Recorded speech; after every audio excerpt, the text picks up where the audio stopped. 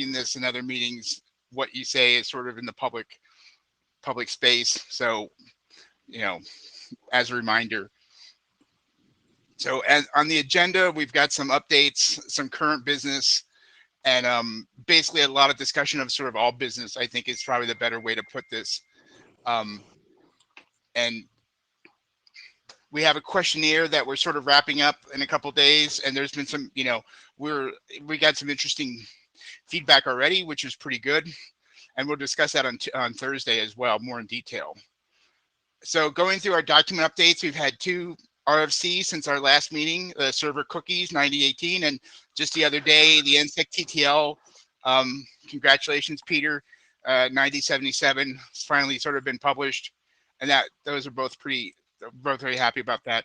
We've got 4 that are sort of sitting in various IEs, either in the editor queue or in the IESG states, and they'll probably like something like Service B may sit there for a little bit because it's sort of sitting on the ESNI draft, which is still kind of hasn't been finished. But those are all, done out of Dnsop, and so our work has been completed on that stage for the most part. There's a couple of things that are coming up that we're talking about today. The IANA consideration, which the chairs feel is really ready for working group last call. The glue is on optional draft, which I'm glad we're able to sort of bring that back from the missing, and we've got a short presentation on that. And we think that with a lot of the sort of work in the past few weeks on that, we're probably ready for working group last call as well, because it's very short and to the point. Same thing with the avoid fragmentation. There's a short presentation today, and we should be able to move that one along. I think there's one thing that sort of was outstanding that I remember that I believe we may have, but other than that, we're in good shape. So we've got a bunch of responses to our poll. So thank you for all that. And it was sort of helpful to help, to sort of see about the prioritization of work. And that was really great. And a little, I wouldn't say surprising, but just, like, oh, that's kind of good to hear from the working group sort of thing. So some of the things that we saw high interest in, which was sort of interesting, was the glue is on optional, which we kind of expected would be sort of a high interesting. The NSEC 3 guidance had a lot of positive feedback. That's going to be talked about later today as well. Also industry validation and the error reporting, they both had some, little higher, and we sort of expected those, and we just sort of were surprised to see a good sort of positive, from folks. So there's something on the private use TLD one, which I'm going to let Suzanne talk about. She spent a lot of time talking with the liaisons and the IAB about this. So I want to say this because whatever I say is going to be just wrong. Tim, I don't think that's quite true, but just to put down a marker, we are planning to have some more discussion on Thursday if it's needed, but the sort of the update since last time is we had sought guidance from ISO on appropriate use of the ISO 3166 user assigned alpha 2 codes. The liaison manager, the IAB manages liaisons on behalf of the IETF. They put the question to the liaison manager for ISO 3166. We have an assessment of where he thinks the situation is, which we will be forwarding. I ran out of time before the meeting. But we do need to decide what our next steps should be, and we will have a fuller presentation and a little more discussion as needed on Thursday. So thanks. Back to you, Tim. Okay, thanks. Yep. So that's a good way to sort of put that. Thank you, Suzanne. And, our stuff is in the data tracker in GitHub, so people can look and see what we're up to and sort of comment and give us feedback. We're always welcome to that. Today on some of the current business, NSEC 3 guidance, Wes is going to talk a little bit about that. Schumann's got an update on the glue is not optional. They've been working pretty hard on sort of cleaning some of that up, so we're really glad about that. Mr. Fujiwara-san has an update on avoid fragmentation, and Paul's got some comments about IANA consideration, which we really do want to, the chairs really kind of want to move forward on.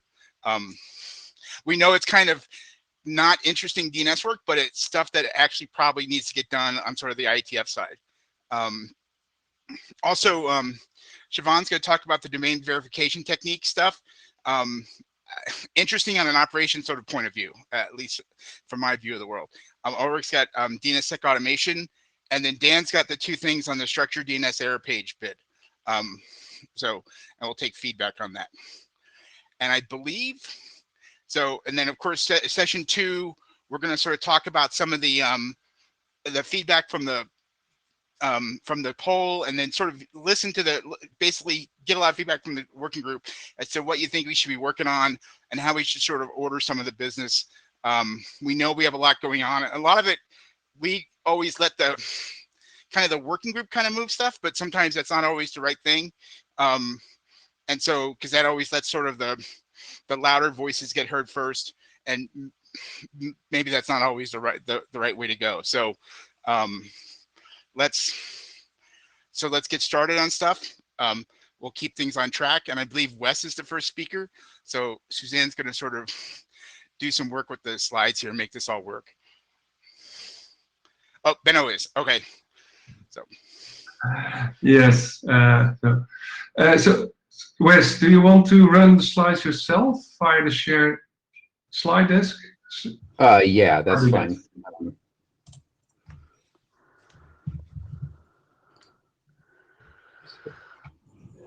I think you have to approve screen share. Yeah, I can approve, but I got with this. Okay, it's fine. So there's a new option also to use directly the PDF from Meet Echo, but that's very convenient. Where is the presentation button? I'm not muted. Can you hear me? Yes. Yeah, I can hear you. Yeah. I don't see the presentation. Wes asked to send Grant screen. Now, yes. There we go. Thank you. Yeah. There you go. Okay. All right. See it? Yep. Okay. So this is about draft IETF Dnsop NSEC 3 iterations, which is a very short draft by myself and Victor Duchovny. His name's not on the slide. Sorry, Victor. So real quick status on the draft. First off, what's the point? I think probably most people have read it, but essentially we're recommending a few things in it. One, use NSEC if you can instead of NSEC 3. NSEC 3 iterations recommendation in the draft is a 0. So you really shouldn't do iterations beyond 1. It really doesn't help as much as I think we were hoping it would way back when. If you're using an NSEC 3 salt, you should only use it if you're going to change it, because otherwise the salt is pretty much useless. And then for validating resolvers, there's a new proposal for ranges to put into place for what you should consider insecure and things like that. So the range essentially goes from 0 to 100. That's a valid range for NSEC 3 iterations, and you should validate it. From 101 to 500, you should treat it as an insecure zone. And previously, in the original NSEC 3 specifications, those numbers were quite a bit higher, but that caused various problems. And then for 501 above, the current draft, based on guidance from a lot of people in various conversations, was maybe we should actually have a point where you actually return serve fail. And so that's above 500, basically. So in recent changes, these are not in the 0.0 draft. These are in on GitHub. They weren't too small to really post, but essentially there's been some minor edits published and a clearer guidance separation for zone publishers versus validating resolvers versus a new section on primary and secondary relationships as well, with thanks to Tony Finch and Florian Upser, who gave those suggestions. I'll probably put out a new copy soon, but I really wanted to have this discussion first. So the remaining items to discuss are, one, whether authoritative overhead, how much authoritative overhead requirements are necessary, and how much that hurts authoritative servers. And then the second, to decide if the ranges are right that I had on the previous screen, which I'll reiterate here. Right? Are these an acceptable set of ranges? Or does the working group feel comfortable that this is the right answer? So a lot of data about that. So Victor, in his one-man marching band of contacting every server on the planet that has bad values and convincing them to switch, this is as of yesterday. So he measured a whole bunch of zones, as many as he knows about, that are running NSEC 3 on the internet, looking for their latest set of parameters. So there's a CDF of where the iterations are. And you can see the 100 line is in black there, and the 500 line is in black over here. So you can see that this curve nicely goes up above 90%, as we start approaching 100.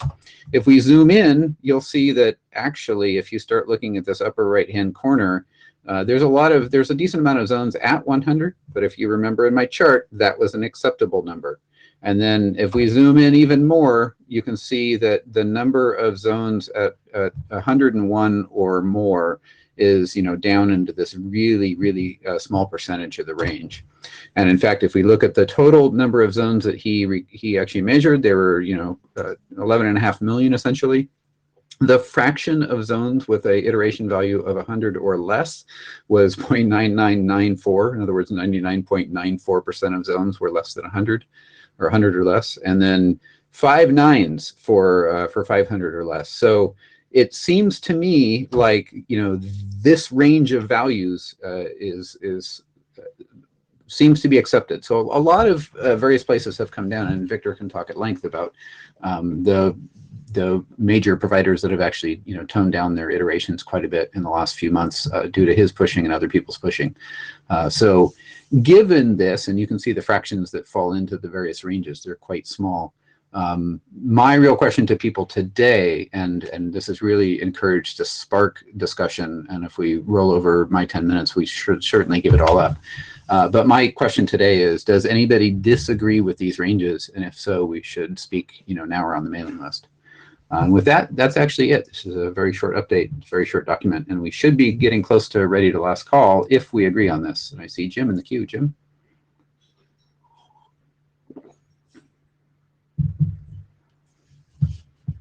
Jim Reed. You should just be able to click if the chairs don't acknowledge your hand. You can turn on your microphone. Oh, you can hear me. Yep, go for it. Cool. I don't disagree with the numbers you've got there, but I would rather we try to do this based on actual measurements rather than a survey of what's the state of NSEC 3 deployment today. I mean, it's a useful exercise to gather that data, but I think we probably put some numbers there on the iterations that actually reflect the impact on doing the validation and the load on the validating resolvers because of the iterations that might have to take place. And I think that'd be a better approach rather than just saying, well, stick your fingers in the air and say there's hardly any using more than 100 iterations. And if you're over 500, then you're doing something really stupid and then kill it. I mean, I agree with the idea of putting bounds on this stuff. It's a very sensible thing to do. But I would rather we did this from an engineering perspective rather than just doing a survey of existing practice.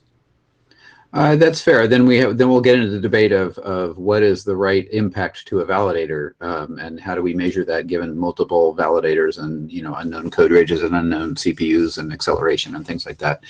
So why don't you bring that up on the mailing list? I think that's a great idea to consider doing it, and we need a volunteer to actually do those measurements. Well, bring up on the mailing list at least. Great, awesome, Victor.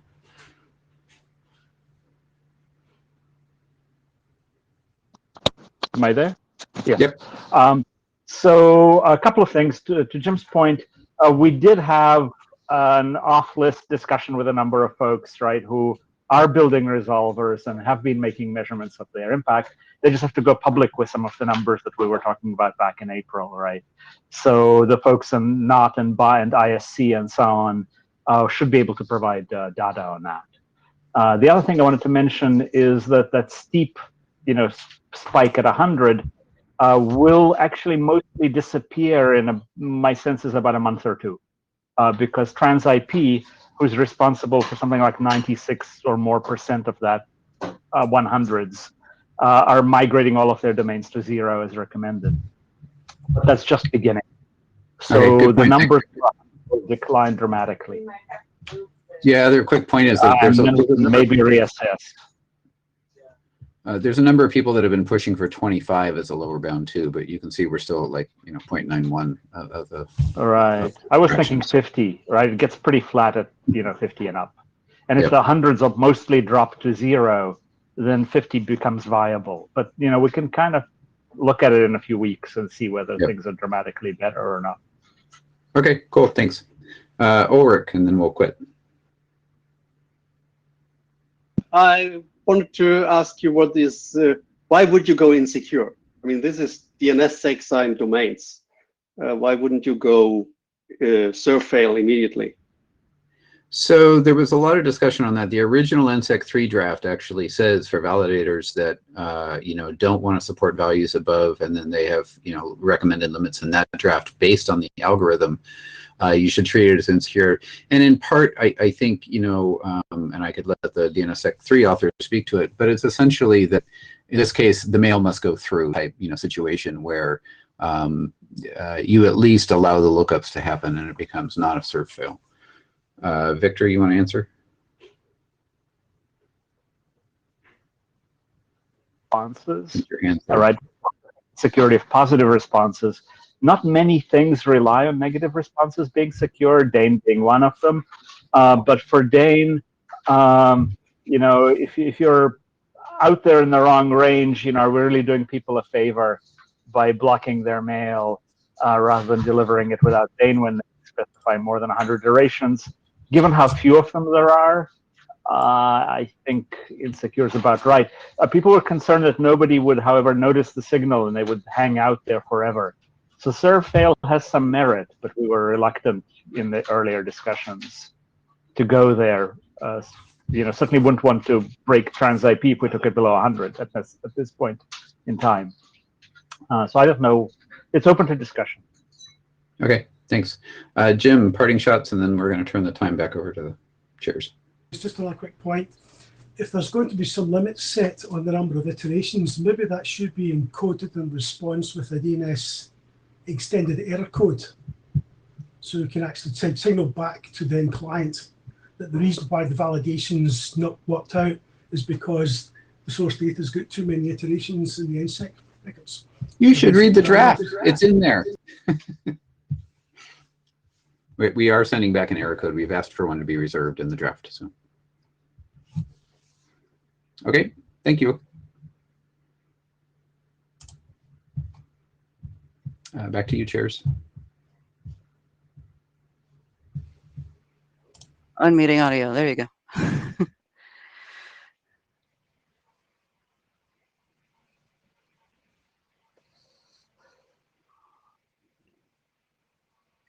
All right, I believe Shuman is next to talk about the glue is not optional draft. Yeah, that's right. Can you hear me okay? Yep. All right. Okay, so I'm going to provide an update on the glue is not optional draft. So this was, if you might recall, Mark Andrews' original draft from sometime last year that was adopted but hadn't seen any updates for a while. So a bunch of other folks whose names you see on this title slide are now also involved, along with Mark, in helping to complete and hopefully push this out. So can you advance the slide? All right, so what did the original draft say? It's stated what glue records are, which are address records for name servers that are contained in the delegated zone. What we're probably going to do is add a specific reference to text in RFC 1034 or the DNS terminology document. And the draft basically says that glue must be returned in referral responses from authoritative servers. And if they don't fit in a UDP response, the server must set the TC or truncated flag, instructing clients that they need to requery over TCP to obtain the complete response. So next slide, please. All right, so the four of us worked out to push out a new revision of the draft that was -01 before the cutoff 2 weeks ago. But there were a few dangling items we didn't get to at the time, which we've now pushed out as -02. That was just a couple of hours ago, actually. So that's the latest version if you're reading it. So a quick summary of the changes from since -00 are that first, the example provided in the original draft of misbehavior by the .gov authoritative name servers, that's actually already been fixed. They now set TC = 1 appropriately. And so we note that it's historical.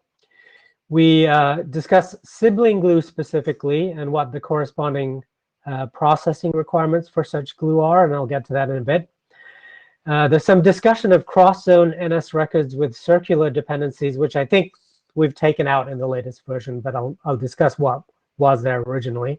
And there's some discussion of orphan glue, which again is, you know, a topic worthy of debate, whether it belongs in this draft or not. So let's move on to the next slide. So sibling glue, as far as I can tell, sibling glue is not defined in any IETF document to date. So we provide a definition, and maybe this can be referred to in the next update of DNS terminology. And the definition is that these are glue records that are not contained in the delegated zone itself, that is the zone that the referral is being produced for, but in another delegated zone from the same parent. So in most cases, these aren't strictly required in the referral response for resolution to work. And this is because the resolver can typically make additional queries to resolve the name server addresses and then follow the referral for the sibling zone to get them. However, this causes unnecessary additional traffic from the resolver, and most competent name server implementations we're aware of always provide sibling glue in the response. Next slide, please. And here's a simple example. So we have the name servers for foo.test have glue records that actually live under bar.test. So that's sibling glue from the perspective of foo.test. And if we move to the next slide, we can see that the referral response for foo.test includes the sibling glue from bar.test in the additional section. All right, next slide. So after some discussion amongst the four of us, the main proposal in the draft in terms of processing requirements is that sibling glue must always be provided in the referral response too. And it too is subject to the TC=1 truncation requirement if the glue doesn't fit. And the rationale for that is twofold. It's easier for implementers. They don't have to figure out when sibling glue is or isn't required. And also there's a robustness argument. So we should always try to provide as complete a set of name servers in the response that we can. And if we can't, we truncate. All right, next slide. So in dash 01 of the draft, we had an example about cross-zone address records with circular dependencies. And by cross-zone, I mean specifically not the same delegating zone or parent. So these can't really be expected to work, at least not reliably. So here we have name server records for example.com that refer to glue in example.net, which in turn refer back to glue in example.com, right? So does that actually work? Or does anybody really expect that to work? So move on to the next slide, please. So we don't expect this to work. I mean, in theory, the zones could arrange to have cross-zone address records returned gratuitously in the referral response. But the question is, why would resolvers actually accept those? This is data from an entirely unrelated zone, not under the purview of the delegating authority. And most resolvers are paranoid about what they accept anyway. So our proposal when we were discussing this, was to remove this section entirely, which we have now done in dash 02. But if folks want to push back, we can have a discussion about whether it's worth keeping it in just as a kind of a precautionary example of what not to do. Next slide, please. And there's a small section that talks about quote unquote orphan glue. I just want to note first that this is not really a DNS protocol term. You either have glue or authoritative data. But there are some registries where if a delegation for a child zone is removed and it had glue, then the glue gets promoted to authoritative data in the delegating zone. So normally, I at least would expect that such glue would have been cleaned up and removed when the delegation above it is gone. But in any case, this practice is present in some parts of the DNS ecosystem. So our question for the working group here, I think, is what, if anything, should be said about this practice, right? So one option is we can remove the section. And the other option is if we do say something, probably the least contentious path is to just describe the situation but make no judgments about it. Next slide, please. And lastly, in -02, we've made one additional clarification. So the earlier draft said that glue must be included or truncate, but didn't elaborate on whether that meant all glue or some of the glue or just, one glue. And we now state the requirement is all glue records. So if all of them don't fit, we set the TC flag. And we'd be happy to have a discussion about that specific point if folks don't disagree with it, but that's what we have currently. And I think that's the end of my presentation. Maybe there's one more slide. Yeah, okay, so we have a Git repo for edits to the draft source and for opening issues, etc. And with that, I will stop now and open it up for discussion. Yeah, we have a few minutes for conversation about this, and actually, And I think most of my co-authors are here too, so they'll chime in.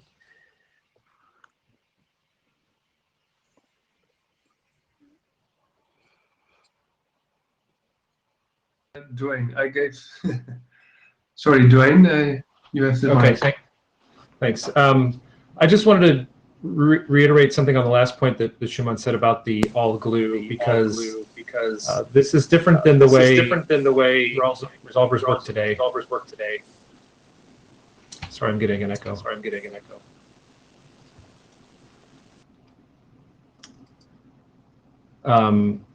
Yeah, so today, I think a lot of authoritative name servers, stuff as much glue as they can, but if there's some that don't fit, they don't set the TC bit. And the draft is proposing something different, which is you always set the TC bit if all glue does not fit.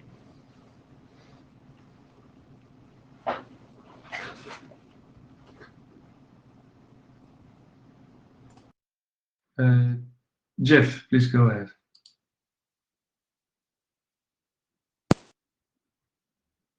Through this draft, and I must admit I'm echoing some of the commentary in the chat window about the appearance of what you call sibling glue. You create it as a mandatory, a must, but without any justification.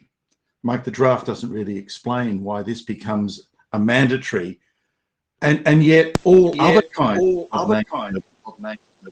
whether they're in some other indirect level or further afield, aren't described as mandatory. Your presentation said something about optimizing resolver behavior, but surely if the idea is to optimize resolution behavior, you would say all glue. But as you pointed out a bit later on, bringing in all kinds of foreign names as glue creates an authority problem. And so I suppose my major issue here is I'm really not sure that the sibling case is well justified in this document. It's simply asserted without any rationale. And as far as I can see, there is no consistent and obvious rationale to include this so-called sibling glue as a must in this particular draft. So I suppose my observation is either excise section 4 that refers to sibling glue in this draft and just don't discuss it, or you've got to do a much better job at justifying its inclusion and understanding exactly what the trade-offs are in recognizing that it's sibling glue and then making sure that it's mandatory and justifying why that mandatory inclusion is appropriate in all cases. Thank you.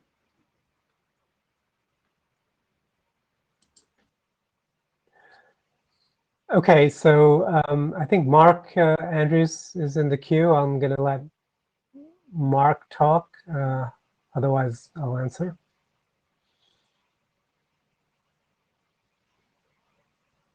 Basically, you can also get delegation loops in sibling glue, which is the reason for it. You don't want to spend the time to determine whether, when returning a referral, whether you've actually got a delegation loop or not, which is why it's mandatory.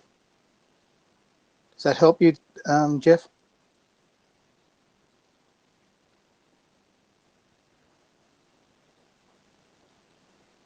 Take exactly what you said, draft, everyone would be happy, or at least I would be. I don't know about anyone else. But some kind of optimization was what I was after. Thank you. Yeah, so Jeff, I agree. We should put that in the draft. I think it was implied in one of my earlier slides because there are some situations where sibling glue is mandatory. So this actually, if we have one blanket statement, then it's much easier for resolver implementers because they don't have to figure out, whether it's mandatory or not. They can just, use the same uniform behavior to treat all glue. Look, I understand that. It's just that if I was an implementer, I'd be scratching my head unless I had looked at your slides right here, right now, etc. I just think one sentence that justifies this would make more sense. Yeah. That's all. Fair critique. Okay, we'll go and do that. Thank you.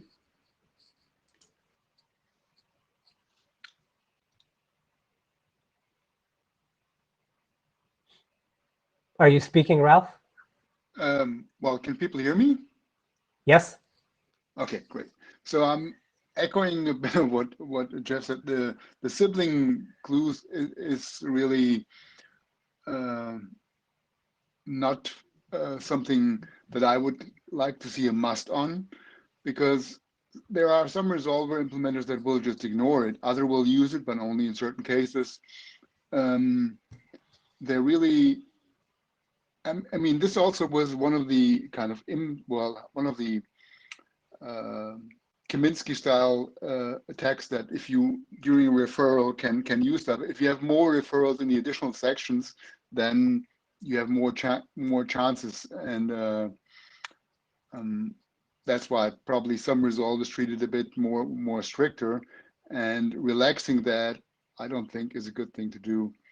And in the other way, if you have a kind of real in-zone glues, make all of them and TC, that's something I'm totally okay with, but not for the sibling glues. Mm-hmm. Yeah, so Ralph, just to make it clear, we're not, this draft is not imposing any requirements on resolvers. This is just saying what the authoritative behavior should be when they're producing referral responses. So if a resolver implementer wants to be super paranoid and not follow sibling glue, they're still free to do that without violating anything dictated in this draft. Yeah, but the kind of messages from the authorities get bigger when they have to include the sibling glue, which might not be a problem, but it is more data, so more likely. It is more data. That's correct. Okay, thanks. Yeah, Sean, you can run the queue yourself if you want. Oh, okay, yeah, sure, I can do that. So we have 8 minutes. Okay. Peter Van Dyke, I think you're next. Yeah, we should probably cut the queue after John, though. Yeah. Thanks. Glue, I agree with previous speakers. .com and .net hosted on the same servers do not do sibling glue today. And I see no benefit in them doing that. And therefore, I see no benefit in mandating that. The other thing I wanted to say is please add an implementation section. Right. Okay, so Peter, so the .com, .net glue sharing thing, I think VeriSign doesn't do that anymore, but that's not an example of sibling glue. That's an example of cross-zone glue. I don't even know if you can call it glue, but from different parent zones, right? So the sibling glue definition that we have in the draft is they have to both come from COM or both come from net, not across each other. Right. Okay. Well, that is good glue. Yeah. All right. Thank you. Sure.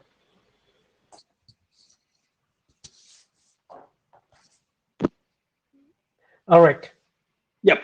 Hi. So I wanted to come back to the orphan glue, and I think at least you should mention that it's a security risk, because the moment the domain, the actual domain reappears, gets registered again, this becomes kind of a zombie glue that gets into use again. And I think it's at least should we say that it's a security risk to do this, if we don't want to recommend to delete it. Sure. Yeah, I guess that's a reasonable point. So I guess part of our answer to that question is, do we have agreement on discussing orphan glue in this draft or not, right? So I guess that's a little bit of an open question. So I'm hoping some other folks will chime in on that topic either here or on list somewhere. John Levine, I think you're next. Is my microphone working today? Yes. Oh, good. I am glad you added the bit about returning all of the glue, which is a long-standing bug that has caused some zones to go lame. My inclination would be to take out the sibling glue or make it a maze for sort of based for the political reason that we're going to get some pushback from people on the all glue point, which is really important. And I think I would want to avoid distracting them with the sibling glue, which is basically an optimization. And as far as the orphan glue, that's such a political thing. Like if you are a registry and you know that you've suspended the name and it hasn't been redelegated and the same person might renew it and it might come back, in that case, orphan glue is probably okay, but otherwise it isn't. And I don't see how we can say anything sensible about that in a technical draft other than like, well, don't put in orphan glue unless you're absolutely sure it's still true for reasons that we can't explain. Right. Yeah, I think I am generally in agreement with you on that, John, too. So, okay, thank you.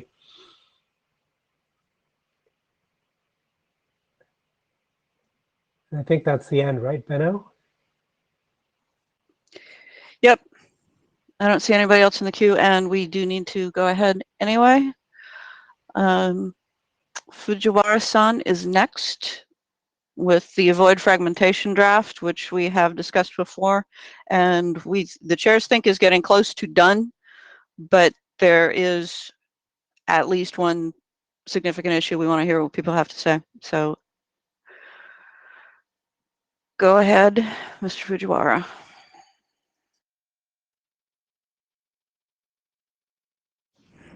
Can you hear me? We do hear you. Yes. Hello, this is Kazunori Fujiwara from JPRS. I will talk about avoid fragmentation 05. Next slide, please. These are updates from IETF 110. Authors submitted draft IETF Dnsop avoid fragmentation 05, June 23. We moved some text from Introduction to Appendix A, Weakness of IP Fragmentation, and we updated Section 3.3, Default Maximum DNS UDP Payload Size.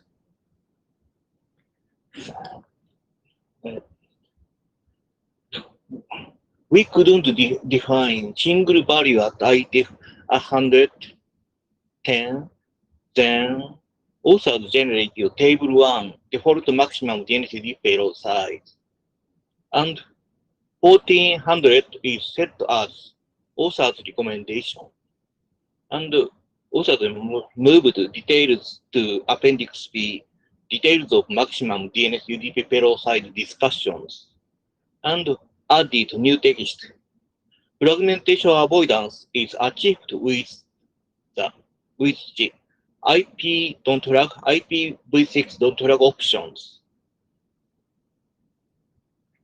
The purpose of packet size limitation is to decrease packet loss due to the effect of IP.flag, IPv6.flag options. And I found that there is a lack of IP.flag definition. So we added a new term, IP.flag, in terminology section. Next slide, please. This is a table 1, default maximum DNS UDP payload size. This table includes, this table contains four recommendation values and one measured. 1220, 1232, 1400, and from Ethernet on MTU 1500. Operators may choose a good value from table 1. Next slide, please.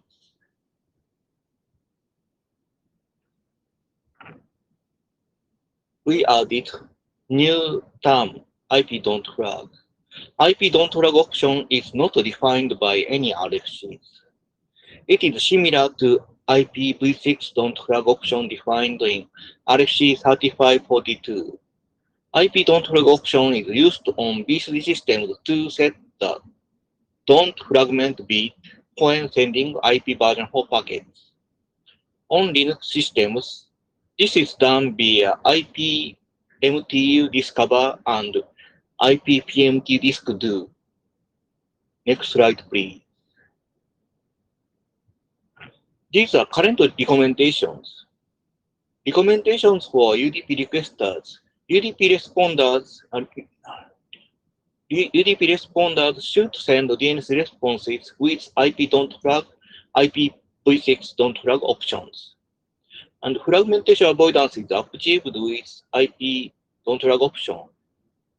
The purpose of packet size limitation is to decrease packet loss due to the effect of the IP don't flag option.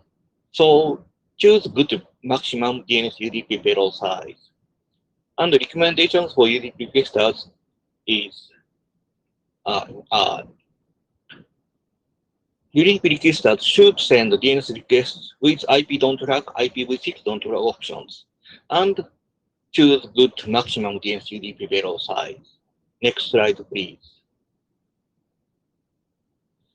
And now, Hayashi-Shuriman et al. Published a new paper, DNS over TCP considered vulnerable. They will make a presentation at ANRW 2021 Wednesday. Please check IETF of program page. They proposed cache poisoning attacks using spoofed second fragment with valid IP ID checksum and forged payload for DNS over TCP. Their proposed method is number 1, send IP version 4 fragmentation needed and DF set to intermediate routers between the attack target resolver and authoritative servers. Number 2, send a trigger query to the target resolver. Number 3, estimate IP ID and send spoofed second fragment to the target resolver. The original TCP header that includes source port, CKS number, acknowledgement number exists in the first fragment. Generating spoofed second fragment with the same checksum is easy if the attacker knows fragment size and IP ID. Attack targets may be IP version 4. IP version 6 may not be affected, and their results show that 496 of Alexa top 100,000 domains are vulnerable to fragmentation over TCP attacks. Please listen their presentation and evaluate the effect of fragmentation attack on DNS over TCP.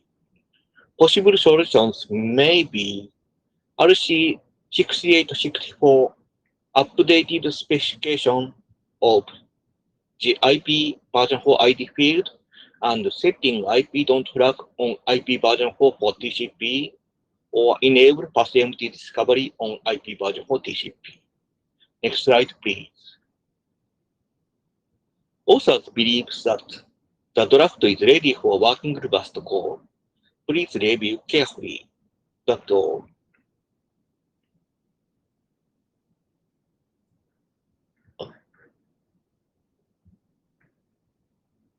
Paul. Thank you. Paul, please go ahead. Hi. So on one hand, I appreciate the fact that after IETF 110, that the authors heard the working group by not saying that 1400 was the recommended value. It's just that the authors recommended.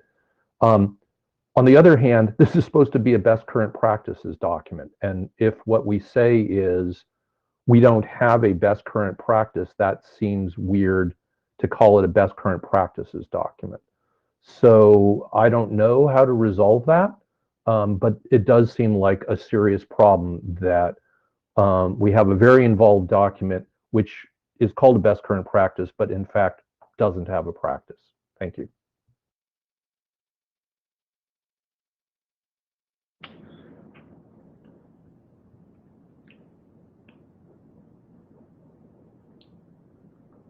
Victor, please go ahead. I have a question about the TCP workaround. Is it sufficient to set don't fragment on the resolving client? Because it seems to me that if the large fragment is coming towards the client from the server, even if the server doesn't fragment, maybe the attacker fragments. So I'm not sure how it mitigates the attack. If more detail would be great.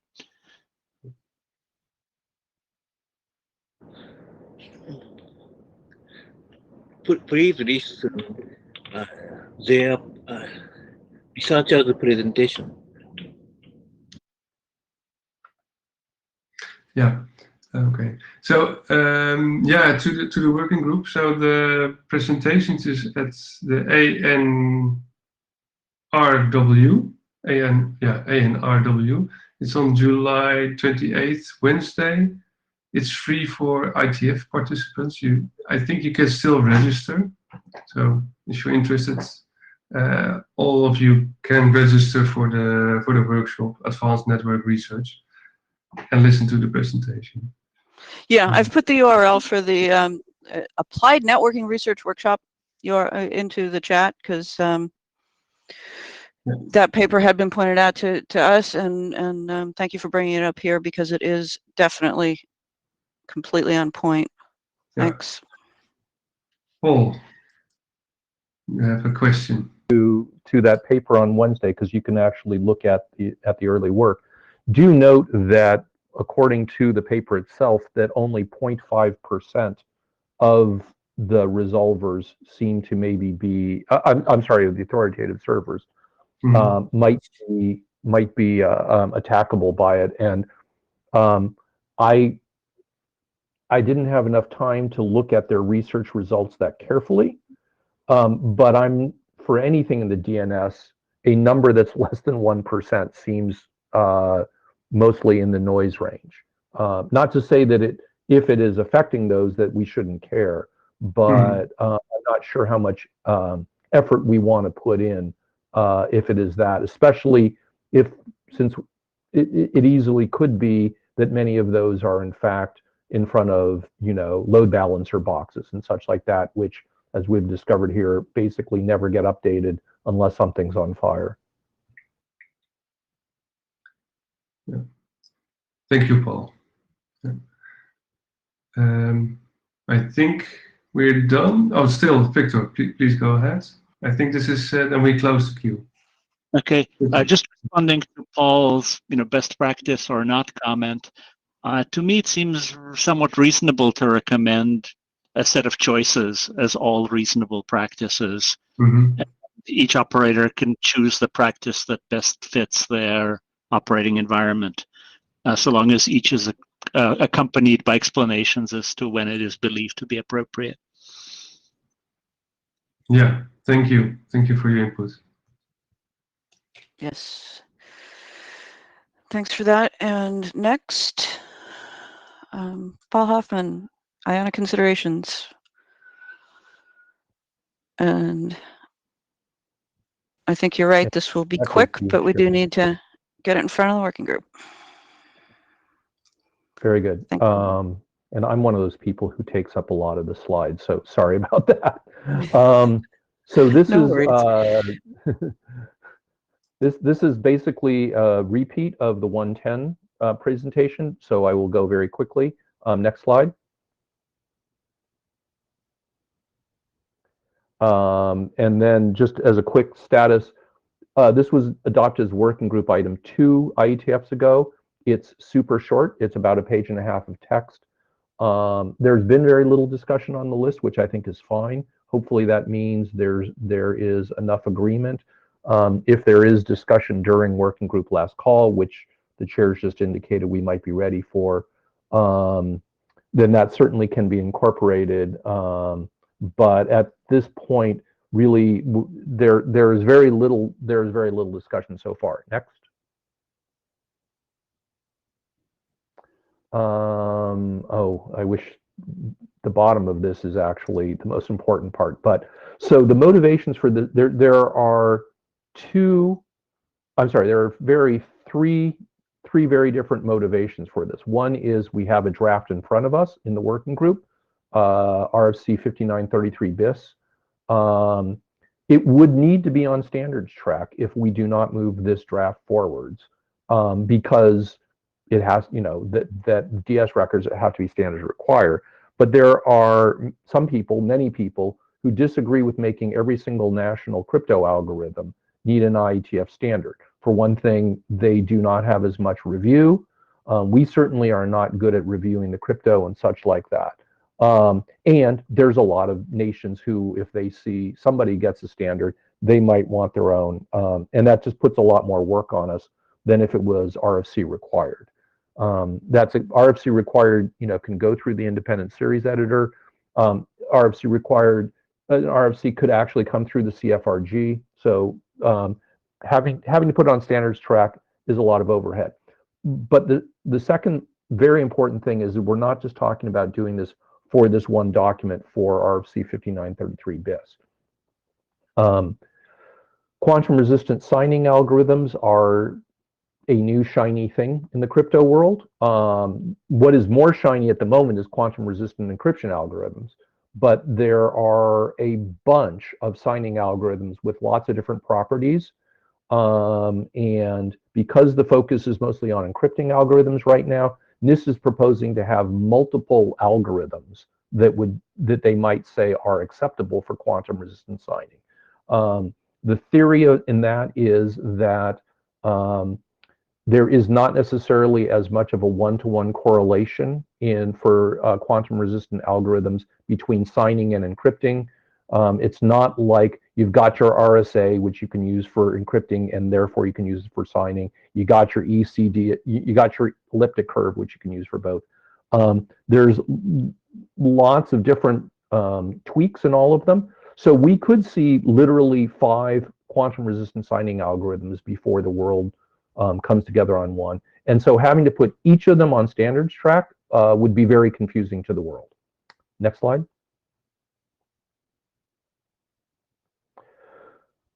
So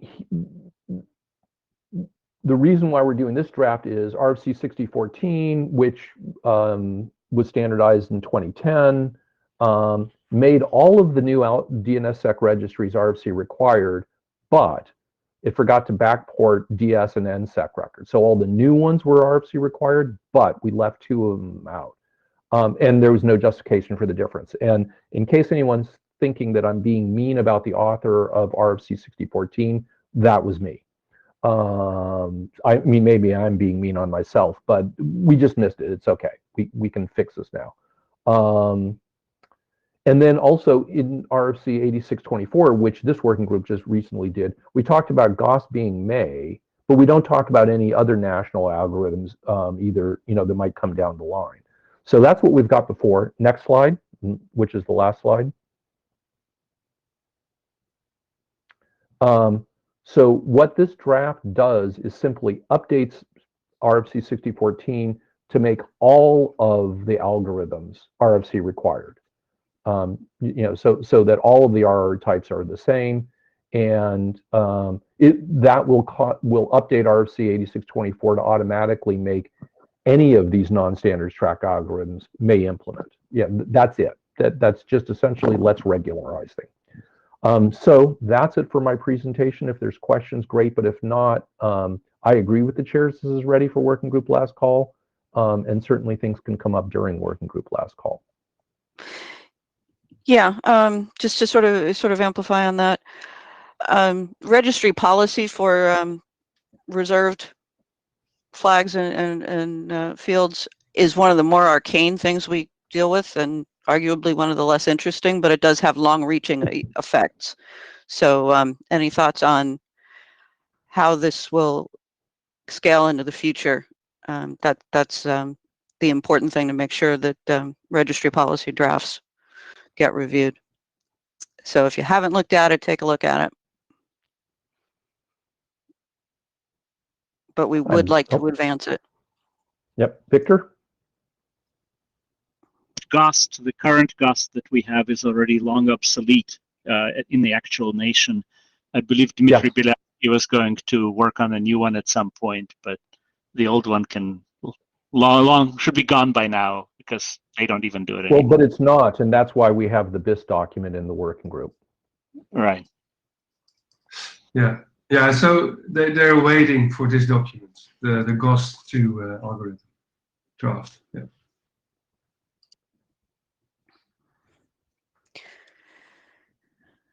All right. I don't see anybody else. Thanks very much. Queue. Yeah, that's it. That sounds like folks should go ahead and review this. Next up, the domain verification techniques draft, and I believe Shuman is presenting that one also. Is that correct? It's I'll present Shuman, if you can hear me. Yep. Okay, sweet. Should I say next slide, or should I present slides? Okay. Sorry, if you wouldn't mind just going back to the beginning. Yeah, you're free to present the slides yourself, whatever you prefer. Okay, let me just try that quickly. Yeah. I'll grant. There you are.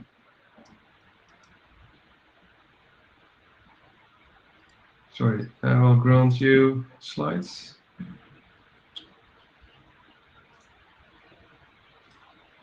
Excellent. Okay, great. So, hi all, I'm Siobhan, and Shuman and I wrote a draft, relatively new draft on domain verification techniques. We did a survey and we had some recommendations, and yeah, it's a pretty early draft, so just curious what folks think. And yeah, we had some questions at the end of the presentation for the working group. So first question was domain verification, and as you might expect, so many providers on the internet use domain verification in order for to let users kind of prove that they control a particular domain before granting them some kind of access or some kind of privilege associated with that domain. A good example is Let's Encrypt.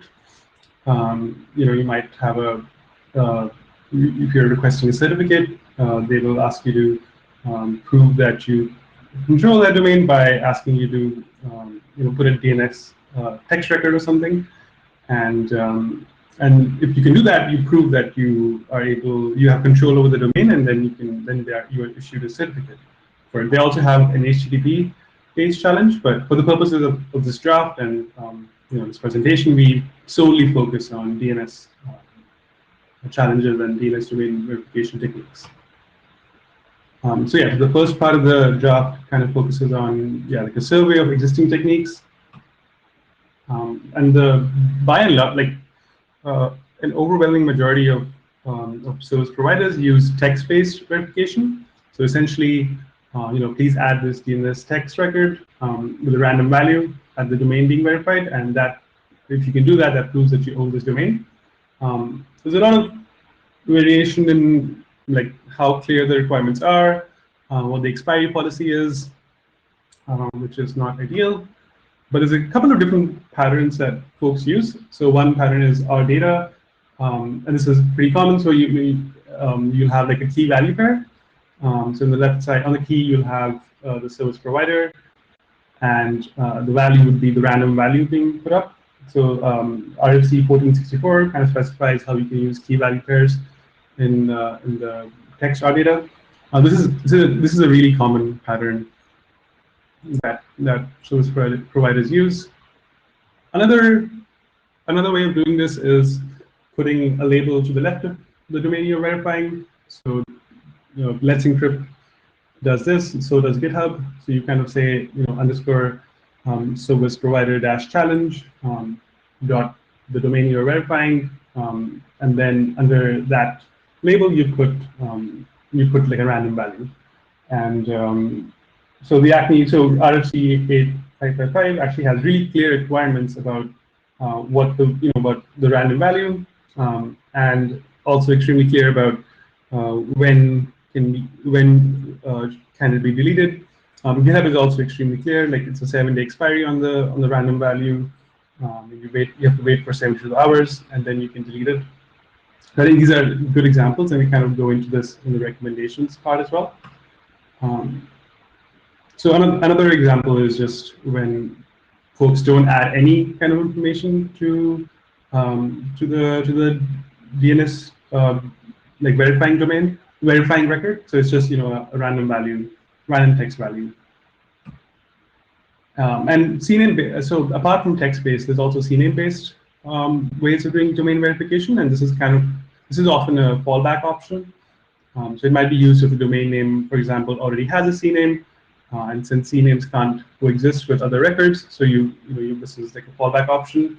And in this, you point to a service provider property. So if you take a look at an example, you put a random value to the left of your domain, and then you point that via CNAME to like a random value dot of the service provider that you're trying to verify, that's trying to get verified on. So this is like kind of like I mentioned, like it's a fallback option of the text record option, but it's not as common. Not everyone supports it. So that kind of is like the survey that we did, and we have some examples in the draft as well. And we want to add more, but we also go into recommendations. And I think the most important one is targeted domain verification. This is basically what Let's Encrypt and GitHub already do, where you put a label to the left of it, and you can and via like an underscore label, and it basically allows the service provider to get only the records that they need. Because the issue is that, I think I'll put an example. If you do like digcnn.com for text records, I mean, it's pretty huge response that you get back, and that's not uncommon. So essentially, putting all text records at the same name can cause bloating, which can cause retries over TCP, which is not ideal. So the second thing that is also important is time-bound checking, or basically guidance on what the expiry is, or when the text records can be, or CNAME records can be deleted. They're often, like anecdotally, we've seen at least one case where like a corporation or enterprise actually lost access to the servers they were paying for because they were going through a cleanup process and deleting old text records, and they thought that, oh, it's already verified, so we can delete it. But it turns out that that domain was being continuously checked for, so that caused a little bit of an outage. And this seems to be quite common. So our recommendation is that the service provider should be extremely clear about when the DNS record that is doing the verification can be deleted. And we also talk about whether it's advisable for the records to exist in perpetuity, because some service providers do recommend that, but we couldn't really find any reasoning or rationale or security guarantee that comes from that. So so we actually kind of say that there's no need for it to be just to exist forever, and you should probably say that you can delete it in like a certain after the verification is done, essentially. And we also talk about DNSSEC, and we say that the DNSSEC should be used to prevent spoofing attacks. Domain owners should sign their zones, and a verifier should check that that the DNSSEC validates. So this is kind of what we have in the draft right now, and some feedback we've gotten has been that if there's no DNSSEC, then maybe another way of doing validation could be using multiple vantage points, which is actually done right now by Let's Encrypt, and they have a paper on this. It sounds like a good idea. One thing to think about is, should there be an INL registry for underscore prefixes? So in the Let's Encrypt example, there's an underscore acme challenge. So should you have like a reserved keyword over there so as to prevent collisions?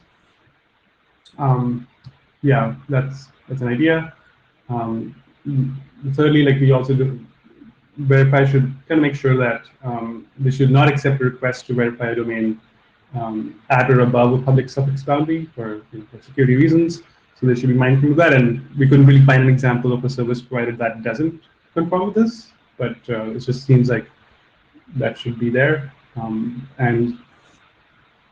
another important thing to keep in mind is the domain verification just for the domain or for everything underneath? So I think, for example, Google Webmaster Tools is for everything underneath, but like all subdomains underneath the domain that you're verifying, but something like Let's Encrypt would be just for that domain. And lastly, like, do we need a new RA type for this? It's probably controversial and probably would not be in this draft, which kind of leads us into the next slide, which is, does the working group want to adopt this draft? And would it be informational, which is kind of how we're pitching it right now, as a survey and some recommendations, and yeah, other topics of this draft that folks would like this draft to discuss. And yeah, that's about it, and I'll leave the slide up.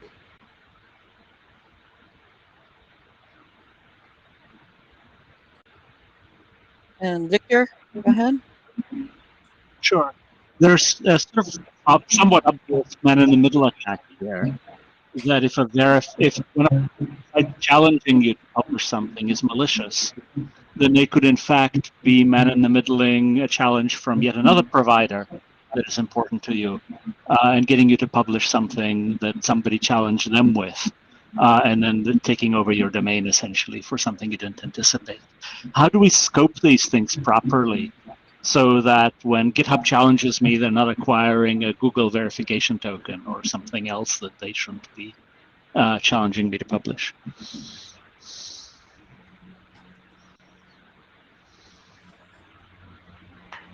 Has that been considered? No, would you mind just quickly describing that attack again? So you're saying that GitHub would, or like as an example. Suppose GitHub wants to take over my domain for convincing Google that they control my domain. Mm-hmm. I go sign up for some GitHub service and they give me a challenge, and I publish the challenge they asked me to publish, but it's in fact a Google challenge to GitHub that they replayed to me. And then I publish it, and now they own my domain as far as Google is concerned. Mm-hmm. This perhaps somewhat unlikely in most cases, but I think it's a real issue potentially. How much do I trust my challengers to not replay challenges from somebody else? Mm-hmm. That's interesting. We hadn't considered that part of our threat model, but I guess like having a registry and we kind of I don't know if there's any way. I don't know if you should be relying on users to verify that GitHub should only be able to check, putting this underscore prefix names. So maybe the challenger's domain name should be somehow built into the way that it's published or something. But I think it should at least be discussed. Even if you don't have a solution, it's certainly something to be aware of, that there's a man-in-the-middle issue in this protocol. Yeah.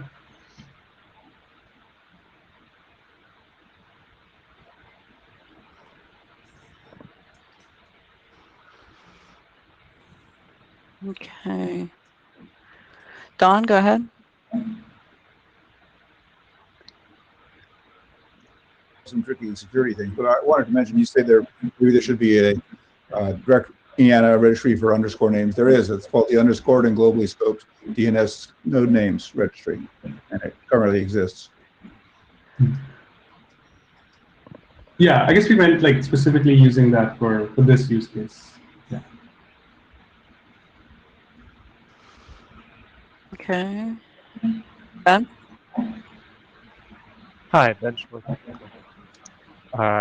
I support this. I think it's worth adopting. I do think that it merits a lot more security attention. I think it'd be interesting to really have some security review from security experts here. There's a few different things I can think of that stick out. One of them is that some of these challenges, most of them currently, I guess, allow the validator to require the customer to put arbitrary data in their zone, which means if there's some sort of intermediate entity with a parsing bug, the validator can craft arbitrary RR data that might trigger that bug. There's also inter-RR data confusion, as somebody else just pointed out. So if the thing that I'm getting is supposed to be an opaque token, but it's actually structured as a key equals value pair, then it could match one of the other validation patterns and cause me to validate my underscore prefix domain as if that entire domain, including the underscore prefix, was the domain that I'm validating. There are some attacks that only work if the Q name is predictable, and so some of these forms have predictable Q names and some don't. I think that merits analysis. So, but I support this. I think we can work through all of that. Yeah, so our plan was to take it to get some security review and do some also review from our area. Definitely agree that we would want to kind of think through all of the scenarios here.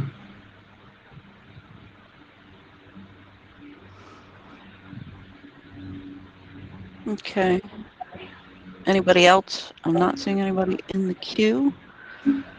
So I think we're still in the gathering feedback phase here. If folks have not read the draft and are interested, please do, and comment to the mailing list, and we will see where the interest goes. Thanks very much. And Ulrich, I believe you're next, the DNSSEC automation draft.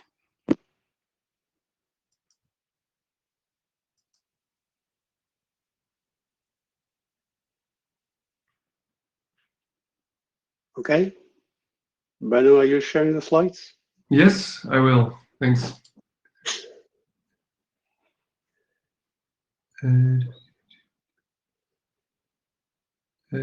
Oh, I thought it's there. It is.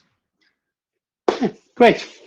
Hello, I'm Ulrich from the Swedish Internet Foundation, and this is a joint work with Schumann and Steve Crocker, Eric Osterweil, and a few other people.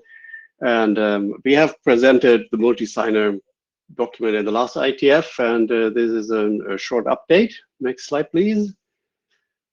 So we have been busy testing, and so what we have done is to list the capabilities that we need for multi-signer to work, and which is basically add DNS keys, remove DNS keys, where the server actually doesn't have access to the private part, and then add and remove CDS or CDNS key records, and lastly the CSync records.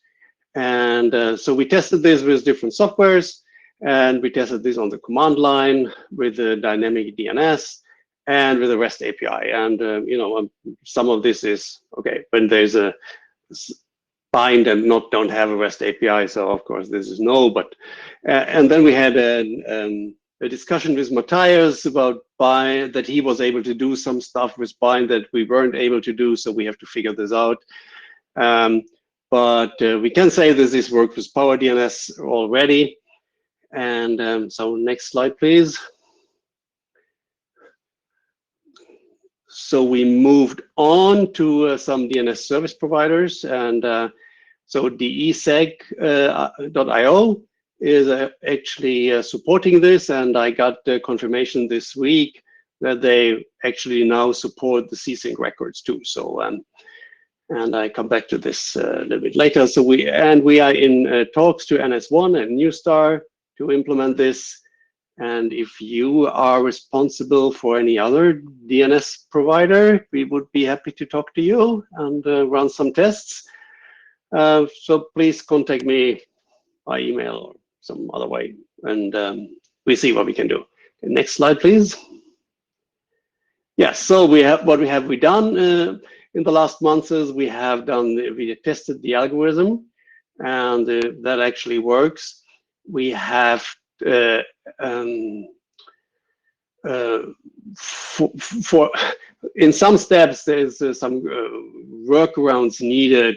Sometimes you have to import the KSK also. It's not really necessary, but you do what you have to do to make it work. And what we have not tested yet is the key rollover or the algorithm rollover. That is something that we still need to do. Next slide, please. Yes. So and then additionally, we have done an implementation. We have implemented a controller that actually runs the whole algorithm, and it supports dynamic updates with PowerDNS and with the DE-seg REST API. And it is under active development. And yeah, we would be happy to implement other interfaces to other service providers, so authoritative server software. And then the next slide, please. Yes, so, and then we have the draft. There's the link to GitHub where we work on it. It's a work in progress, obviously. We have done some clarifications and wording and added explanations to what all this is, to be more specific. We added the algorithm for the rollover, key rollovers, and actually also for the algorithm rollover. And then I added the section about explaining why all signers need to have a common set of algorithms they support. And yes, and we would like to ask the working group if this is something that the working group could, work on, adopt, and in that case, what status the document should have. With that, I'm open for questions. And I think we start with Brian. So, GoDaddy is definitely interested in supporting the multi-signer.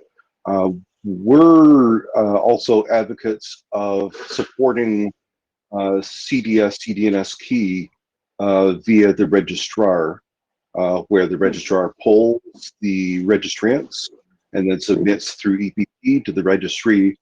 And there's another proposal, which is the bootstrap proposal, that we're going to also be advocating for advancement of. And I think that ties in on the multi-signer as a way of bringing the second provider or second and third or whatever for the purposes of getting the DS record at the parent. Yes, yes. I think there is actually, we discussed this in the last week. I was on vacation, I didn't discuss it, but I seen that. But there was a discussion about currently in the draft. It says the signers need to establish trust, and that's of course easily written, but harder done. And so we think that the bootstrap might be a way to establish the initial trust between signers. Yes. Yeah. Great. Yeah. Okay. Schumann? Okay, how do I enter the queue? All right, I'm in.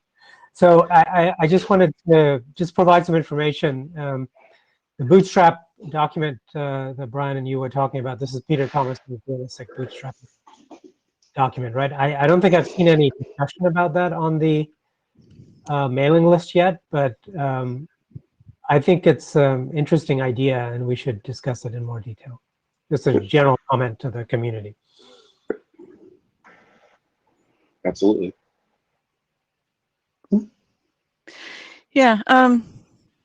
Not seeing anybody else in the queue. This is Suzanne. No Good. hats. This draft and this algorithm look like they're not going to be trivial to implement. And this also looks like the sort of thing where we do want to have multiple interoperating implementations, at least on the horizon, if we want to advance it. Just because, well, because DNSSEC, among other things, but certainly any security sensitive undertaking like this. So do you have a timeline for having reasonably complete implementations? Well, so I mean, it works with PowerDNS, and we are currently working with Matthias from ISC to make it all work in bind. Okay, so the answer to the question is soon. That is good. Yes, yes. And I mean, I would guess that we would like to have, you know, we have the ESEC, but they use PowerDNS in the background. Maybe some, you know, more independent service provider would be good to have on board. So, I mean, NS1 New Start probably can provide this, and we are in Schumann is actually talking to them, and we hope that they will have an implementation by the next IETF.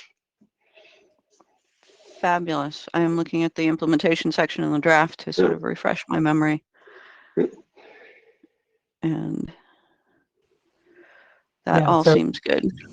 So Suzanne, I think you're right. It does look complicated, but I think it's implementable. As we've shown, we already have it working with one, and we don't really expect any problems. It has to be implemented carefully, but we think it can be done. My past sins as a software engineering manager are showing. No, I totally agree. But actually, I think that complexity is the argument to automating it. Yes. I don't disagree with that. Totally on that. Okay, anybody else? I'm not seeing anybody else. So next up, I think Tiramal, and I'm probably not getting your name right, apologies. Tiramal Reddy on the... I'm going to do the presentation, if Benno can. I'm sorry? Oh, Dan, This yeah, is Dan okay. Wayne. Yeah, because it's 3 a.m. at Tiru's house, and he's heading out. Okay. Totally support that. And I just want to shout out to Benno for being such a trooper. Yeah, this is awesome. Thank you. Okay. The first is structured or the other, then? Either one, whatever you'd like to do. Let's do let's do the unstructured one. Okay. For lack of a better name first. Sorry. Okay. Yeah, here it is. Awesome. Okay, so the one that's last on the agenda, but we're swapping them. Cool. No, they're not being swapped. So these are in the same order that the agenda was that I looked at least. The structured was very, very last, which is that's correct. All right, my mistake. Sorry. Go ahead. No worries. I just wanted to clarify for the audio and whatever. Next slide, please. So we just have some changes from feedback that we got from the working group at the last presentation. The big question was how to mitigate forgery of the eDNS 0 that's sent back. So next slide. So a little background on what we're sending here is a URI template that comes back in eDNS 0, and it's how to prevent that URI template from being some bogus thing pointing off to Never Never Land or pointing off to some victim or something scary in those sorts of categories. Next slide, please. So the mitigation we added was the FQDN of the eDNS 0 option. So what's in that URI needs to match the FQDN of the DOH-DOT server that you're connected to. So the names need to match. We expect the certificates are going to be different because one's an HTTP server, the other is a DOT server, for example. If they're both, if it's DOH, there's a higher likelihood. But instead of worrying about certificates and all that stuff, was just an FQDN comparison. And of course, a successful TLS handshake with that host. And that was it. The other second bullet is kind of a nice side effect of this check, is that by doing this check, we also notice that a non-supporting DNS server, so forwarder, was seeing this eDNS 0 option and was forwarding it from somewhere else, and it shouldn't have. And you can detect that with this by doing this check as a nice, handy side effect. Next slide. That's really about it. The other was, to make all this work is strict privacy profile, but I think that one came out of the discussion anyway. We just added the text for that. Next slide. And I think that was it. So that's it for this presentation. Are there any questions? Yes, Ben, please go ahead.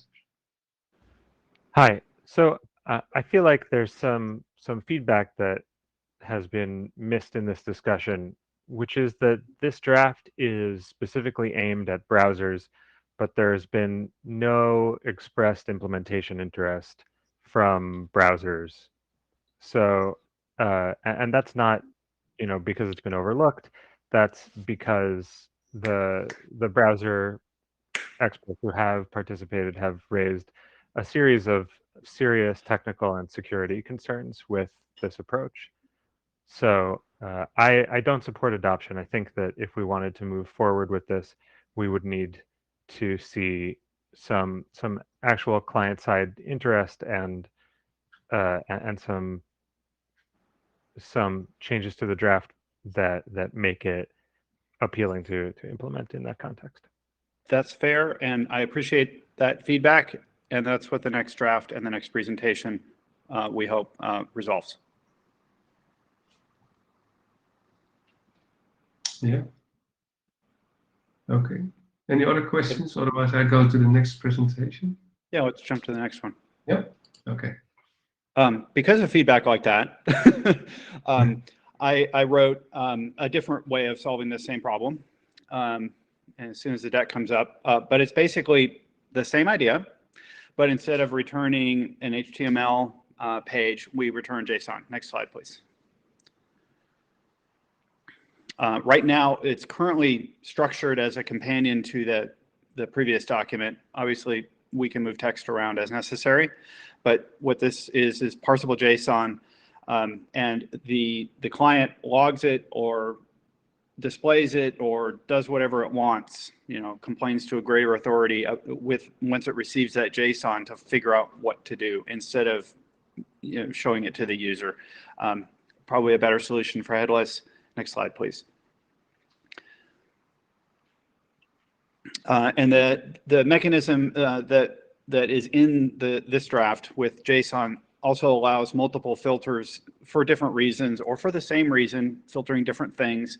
But the example here that I built for the slide deck was if there's some commercial DNS filter doing court-ordered filtering or government-ordered filtering for pornography or whatever, and then there's an IT-operated filter that's filtering for malware because they have a different interests than what the your federal court wants to do or your federal government wants to do. Both of those can indicate that they are the ones that filtered and why they filtered, and provide all the feedback information either all the way to the client, or also allow the IT operator to basically rewrite that effectively by proxying that effectively in order that the client get enough information to complain to IT, and that IT have enough information to understand which commercial DNS filter decided to filter the data and why they decided to filter the data in order to chase back false positives that may have happened with the filtering. Next slide, please. And this is an example of the JSON that comes back. What's bolded is just to help with the seeing this on the slide, but a list of URIs to complain to. Those can be anything, so mail tos, HTTPs. I threw in tell URIs for fun. Justification, following the HTTP language preferences is what we intend for the language to come back for the justification text. And then the name of the friendly name of the filtering service. And then if they want, they can point to the regulation or the HR pamphlet page number if it's done by IT or whatever for why this was filtered. The idea is to hopefully reduce the calls coming back into IT or coming back into that commercial DNS filter operator for being overly zealous in their filtering. Next slide, please. And some of the deployment considerations that are in here, and actually also in the other draft that I presented previously, is that filtering changes, and this is one of the subtleties, is that just saying it was broke, the user might figure that out a couple of minutes later and might complain to IT a half an hour later because it takes that long to open a ticket. And then IT looks at it, 12 hours later. By then, the filtering is cleared and it's gone, and the user just gets frustrated with why that happened. And then it gets filtered again 7 days later, and all sorts of fun stuff like that. So there's some encouragement text in there that there's enough information to allow IT and to allow that upstream filter operator to trace back to why were we filtering it back when we filtered it, even though we no longer are, or we've changed the category of the filter, or we've changed, how severe that this customer is getting filtered versus another customer. All the reasons that these filters change is to provide that in the URI or in a sequence number or in a database or something. How that's done is out of scope because the protocol doesn't care, but it's necessary for user satisfaction. Next slide, please. And that's about it. There's one comment from Ecker on the list that was positive on this draft. I'm not aware of anyone else reading it, which is why I was interested in presenting it. So certainly like to hear feedback on the list or hear feedback here in the meeting.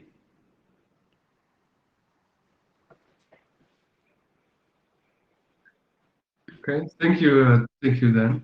Ben, please go ahead. Hi. So I do think this is an improvement. I still have some concerns about this. One of them is that you have URIs, you have HTTP URLs in your JSON structure, and you also have a name. The name is not authenticated in any way. The HTTP URLs are not really constrained in how they're opened or anything like that. And so I think if this were actually displayed to users, I think there's, again, a real potential for misuse where where somebody puts in a response that claims to be somebody they're not and redirects the user to a page that looks like something that it's not. Agreed. Okay. I would be more comfortable if there were not HTTP URLs there, or if we were just clearer that this is in fact strictly machine readable and not intended to be shown to users, because I think that's really where its utility is. Okay, gotcha. I see what you're saying. Okay. I would like to see this. I would like to see some amount of harmonizing this with HTTP 451. Okay. Which already addresses some of these issues and has its own tiny taxonomy for describing some of this kind of stuff. So I'd suggest taking a look there. Also, I think that as a technical matter, the indirection through HTTP that integrates this into error page is complicated and unnecessary. It means that you can't make use of this unless you have an HTTP stack in your client. So a DNS over TLS client that only does DNS over TLS is kind of stuck unless it links in a whole HTTP library to go fetch this thing. And there's kind of no reason why it's not like we're going to have megabytes of JSON here. So there's no reason we can't just stuff it into the DNS response. Yeah, our reason to avoid that to date has been a difficulty in standardizing what these error codes might be, because porn for me is different than porn for you, and malware for me is different from malware for you, and categorizing those things into something that is a letter or a 3-digit code or something seems too hard. Yeah, absolutely. I don't want the IETF to be in the business of trying to categorize all of the things that people don't like. I just want us to be cautious about how we convey that information to avoid opening up more avenues for abuse. Okay. And finally, I'll just say that some of the language here normalizes the use of DNS response forgery for censorship of the internet, and that's personally not acceptable to me. I think we need to be very careful about how we talk about these issues, because there are people who are going to twist our words to justify all kinds of strange policy decisions. Okay. Yeah, just as a point of order before we go ahead with the queue, this is Suzanne. We have time, a little bit more than we anticipated, and this set of documents does touch on a bunch of things that we've talked about before and found challenging. So folks should feel free to comment. Thanks. Victor, please go ahead. Quick comment. The JSON that I saw looked fairly large-ish. And when we're returning errors, I think there's good reason to try and make the responses as compact as possible so that we don't have errors receiving the errors. So less is more here. The other question I have is some resolvers are now receiving or doing Go on behalf of the user, but then are in fact iterative resolvers, unbound and the like. And the question is, there should be some discussion of whether such errors are expected to be cached and forwarded end to end, and then the user should be seeing them in the response from the caching resolver, or whether they're only for the cases where the application is making the queries directly. But the other case also happens. Okay. We can clarify some text around that. I'm not sure the best way to approach that offhand. Okay. I took a note. Okay. Thanks. Warren, you're next. Thank you. So two things. Firstly, I think that we really need to make sure that this is coordinated or at least discussed in places like SecDispatch and TLS. I think I mentioned that last time. I mean, this one, not really quite as much TLS, but I think that we need to be very careful that there is cross-area review. And then with no hats, I think we also need to be fairly careful that this doesn't sort of normalize the idea of DNS filtering. If we create this, I think it's going to be fairly easy for people to point at, the IETF says that this is a fine thing to do. They've even created a protocol to do it. So therefore, ISPs, providers, etc., should go off and do DNS filtering. That's all. Okay.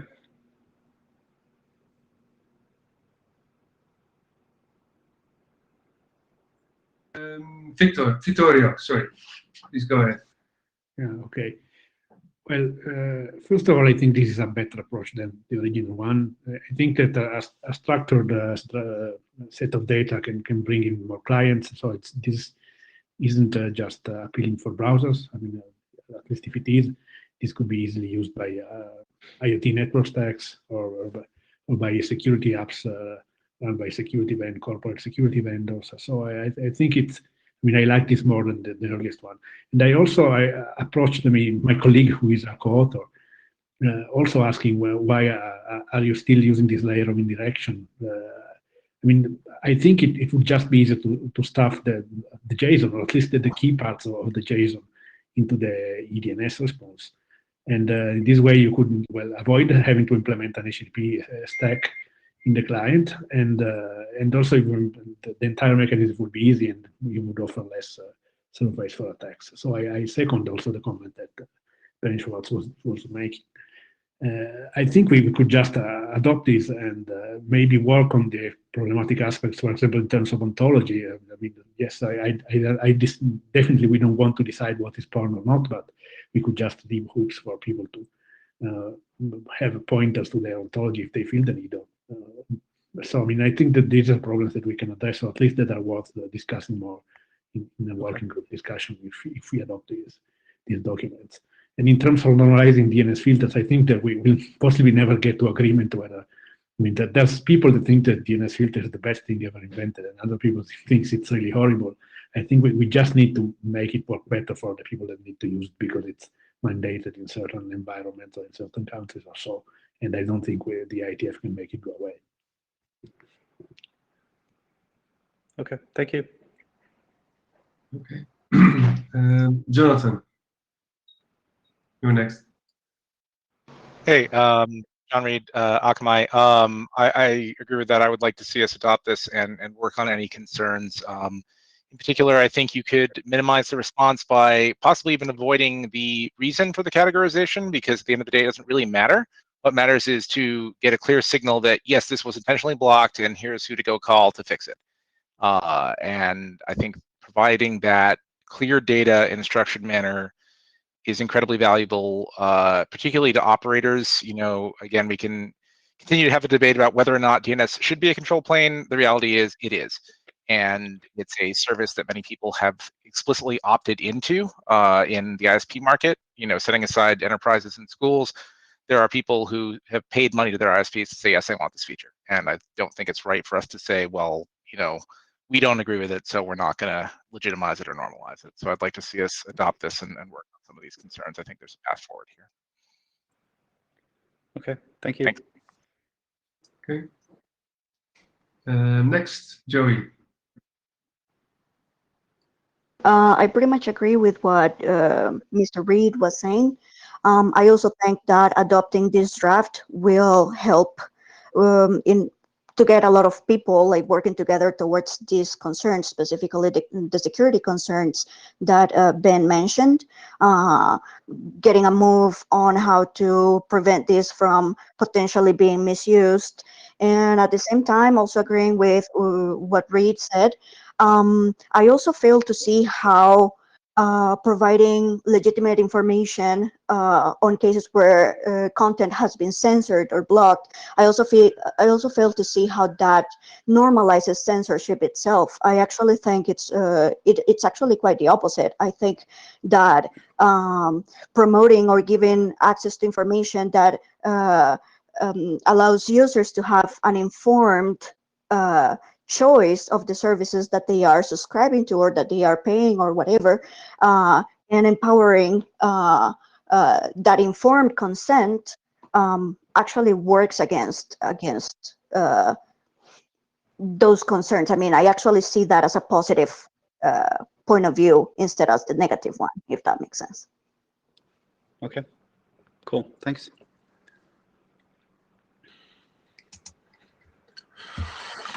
If I continue the trend of agreement, I completely agree with Jonathan, Vittorio, and Joey. This is a positive development from a sort of user experience perspective. Should absolutely be encouraged, and it'll be fantastic to see it adopted by the working group and further progress made. So yeah, I don't see the downsides. More transparency, better user experience, all of which seems like the right thing to do. Thanks. So this is Paul Hoffman. The DNS world sometimes forgets that other people have considered some of the issues that we are considering. We are 25 years into trying to standardize web error response pages. Go through the HTTP working group mailing list probably every 3 years or so, and you will see massive failures there. Even just for, as was mentioned earlier, the error 451 discussion was exceptionally heated. Not heated as in should we or should we not, but even among the people who said we should, how to slice and dice it. I can't disagree more than with Andrew saying this should be pretty easy. This is not easy. it absolutely involves a lot of trade-offs. It certainly involves a lot of trying to balance the understanding of the people who are doing the blocking or filtering or whatever against the users. Users inherently don't understand this. That's why we're discussing this at all. If this is adopted, I would suggest it actually not be adopted in Dnsop, other than the fact that we're still, a zillion drafts behind anyways. I would say this would absolutely need to be a standalone group with a lot of non-DNS people who have worked with user experience, and also people like Andrew who work with service providers, the ones who would be doing the filtering and such. If we do this in a simple fashion, we will fail miserably, and we will still have a protocol out there that people will use badly. Okay.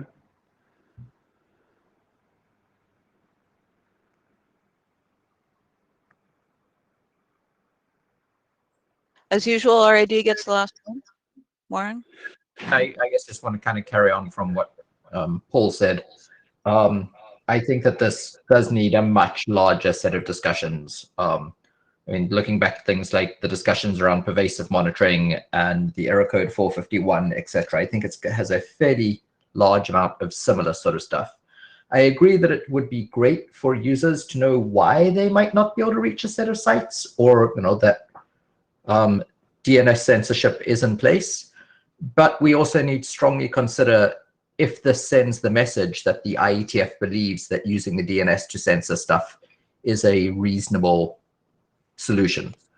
And I think there's going to be a significant number of people in the wider IETF that will view this as, this might exist, but documenting and saying exactly how you should go ahead and use it is going to be viewed by the wider world, the press, etc., as the IETF endorses censorship. It also, I think, potentially creates a attractive nuisance once there's a set of documents explaining how you signal this.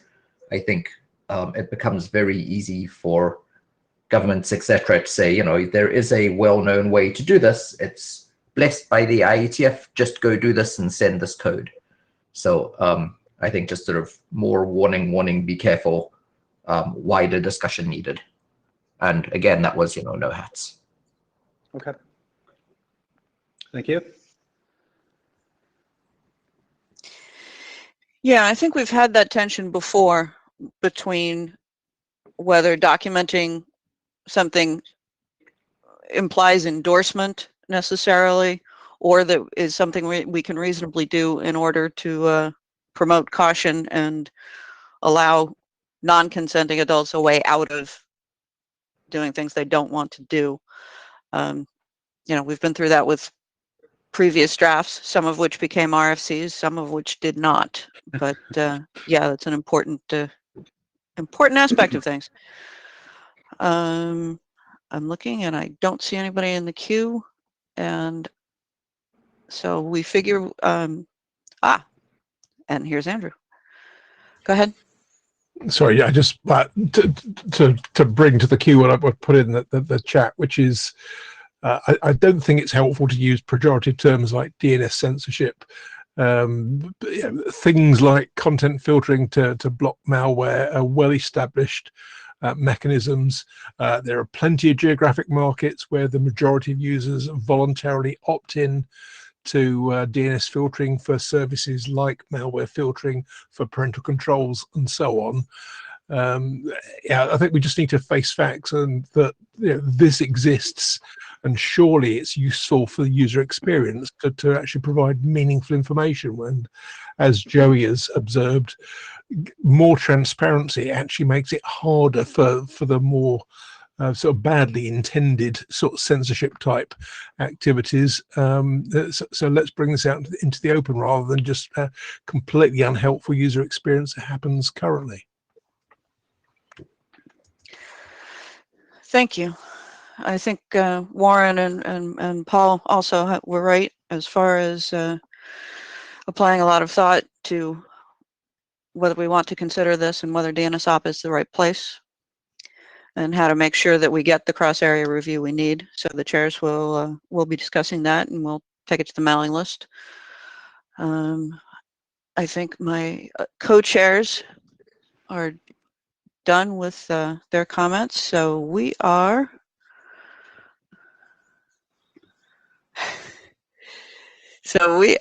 I think, done for the session, for DNSOP session 1 for IETF 11. We can give everybody 10 minutes back of your day. We have another session in the last session on Thursday, 16:30 to 17:30 UTC. And we will be discussing some of the prioritization things and the polling that we've done as far as managing the working group workload. So see you then, and thanks very much for your time today. Paul has raised his hand. Okay. I had my hand. I thought we were going to have an all other business here. Quick question on the chair slides. When you were talking about the SVCB draft having moved out of the work group into the IETF, and then you said, well, but we're waiting on ESNI. I wanted to be sure that in fact, oh, good, Warren has his hand up. He can probably answer this then. I wanted to be sure that the SVCB draft would move through the process all the way to the RFC editor and then wait for ESNI, that we are not blocking on it going to the IESG. Nope, I believe that that's correct. It was sent to me a few days ago. I have finished writing up my notes, but I haven't sent them yet. And it will go through IETF last call, ISG eval, etc. It'll just get stuck with the RFC editor. Very good. Just wanted to make sure that that was the case, that we weren't trying to do some waiting on. Given that the TLS working group doesn't even have it in working group last call, I would like to see it, since the ESNI stuff is not a major part of it, I would like to see implementation be able to move forwards without it. Thanks. Thank you. And I guess that's it. Except, Paul, are you back in the queue? Guess not. Okay. Like clicking my mute button too many times, sorry. Okay, no worries. But I think we are done for now, and we will see at least some of you on Thursday. Thanks very much for your time. Buddy. Later. Bye-bye.